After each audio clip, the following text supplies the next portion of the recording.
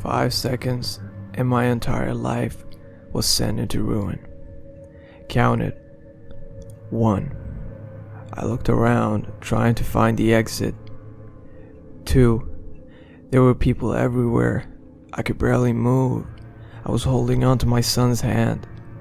3.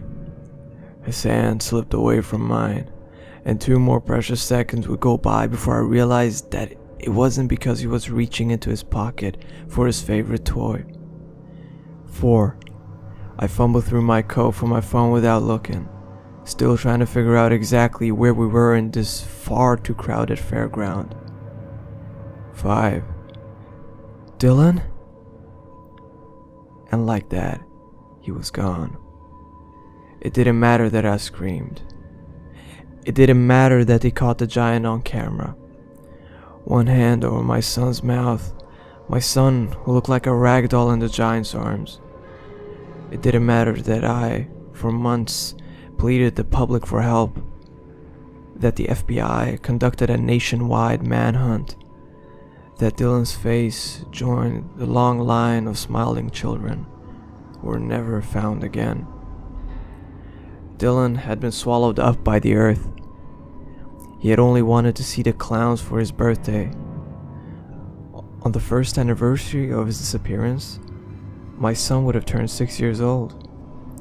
Instead, a man walking his dog in the early hours of the morning found Dylan's body, rotting away in a hollowed-out tree. Clearly, the inspector said, Dylan had been dead for a long time. Frozen, they said. The giant had frozen his body. No one knows exactly when Dylan was killed, but they do know this. Dylan didn't die on the day he was taken.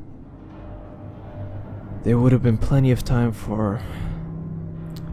I never asked for details. On the second anniversary of his death, Dylan would have turned 7 years old. Instead, at exactly 1 minute past 12 a.m., I received a message on my phone. Unknown number, 1 photo attachment. Only 2 words. For you? I think, in the abyss of my heart, I knew exactly what I'd see when I opened the picture. Dylan's rotted corpse in the hollow tree. Only, this photo had been taken at night. The edges of the picture were almost completely black, but the flash had thrown my son's dead body into a white-hot relief. Here, in front of my eyes, were the details I had never wanted. Both the police and FBI failed to trace the source of the message. On the 3rd anniversary of his death, I had a new phone, a new number, a new house in a new state, and a new life. Dylan would have been 8 years old. Sometime during the day, I received a message. Unknown number, 1 photo attachment. For you? I couldn't help myself. I opened the file to see my son, dead, but not in the hollow tree. Now, he was lying on a couch. It was clear he hadn't been dead for as long. In the corner of the picture there was a hand, clad in a black leather glove, a closed fist pointing its thumb in the air. The police were useless. The FBI said that next year they would set up a trace programming in case another picture was sent on my son's birthday. That was all they could do. On the 4th anniversary of his death, 2 men from the FBI sat with me as I stared at my phone. For you? Now my son was in the back seat of a car. Clearly, he was dead, but he looked fresher. I hated the word, but it was the only thing I could think of when I saw Dylan, his head lolled to the side, black eyes staring at the camera. A few moments went by before something else became clear. The picture had been taken in such a way that I could see through the window of a car. I could make out details: houses, cars, mailboxes. For one blazing second, I thought this was the slip-up we had all been waiting for. Finally, the giant had made a mistake. We were going to find him. The FBI passed the picture back and forth. Then I saw it happen. I saw the color drain from their faces. What?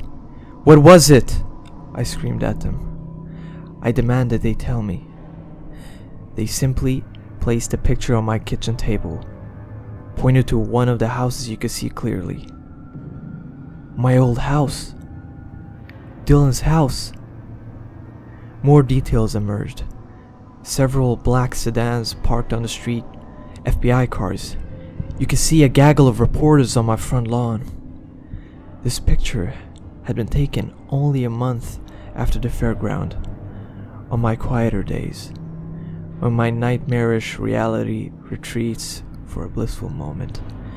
I take small comfort in the knowledge that Dylan has seen the end far earlier than in my worst imaginings.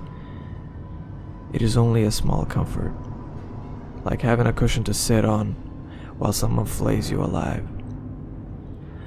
Then one of the FBI men pointed to the top left of the corner of the photo.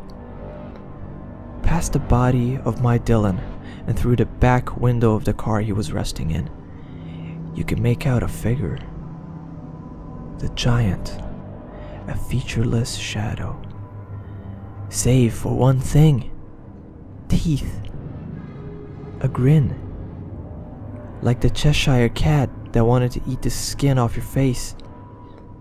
I don't remember screaming. Now, on the 5th anniversary of Dylan's death, I'm sitting at my kitchen table. I don't have a phone anymore. I moved to the country and took my name off any listings I could think of. But it didn't matter. He found me. He found me and left an envelope taped to my door. For you,